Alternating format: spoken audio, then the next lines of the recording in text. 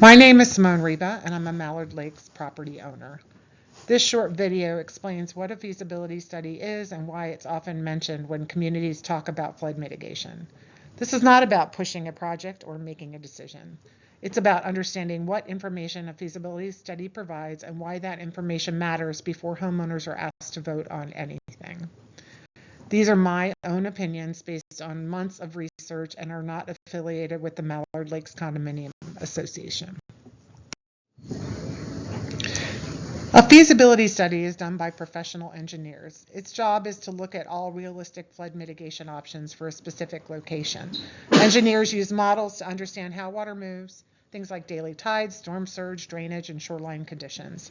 They compare different approaches, look at trade-offs, and identify limitations. Just as important, feasibility studies provide the kind of data that state and federal programs usually require before funding is considered. This matters for Mallard Lakes because flooding here is not simple. We're dealing with tides, drainage, shoreline erosion, and infrastructure, and those factors don't affect every building the same way. An engineering-based feasibility study helps replace assumptions with data. Without professional analysis, cost estimates are only rough guesses, and different solutions can sound more certain than they really are. Most state and federal programs also require this type of study before they will even consider funding assistance. And just as important, homeowners deserve to understand what options are realistic and what the trade-offs are before being asked to vote on long-term expensive decisions. Flooding is complicated. Tides, drainage, erosion, and infrastructure all interact, and different buildings can experience different problems.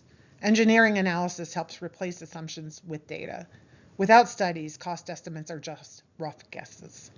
Many state and federal programs require this type of analysis before they'll consider funding. And most importantly, homeowners deserve to understand realistic options before being asked to make long-term decisions. It's also important to talk honestly about costs. Full feasibility studies can be expensive, and not every community starts there. Many communities take a smaller first step, like an environmental assessment, to narrow options and better understand constraints. That approach allows communities to gather meaningful information without committing to large expenses too early. The goal is to be careful, informed, and responsible with community funds. The bottom line is simple. Feasibility studies help communities make informed decisions. They reduce risk, avoid wasted money, and keep options open. This is not about rushing into a solution. It's about understanding the problem first and then deciding together on the best path forward. Studies first, decide second.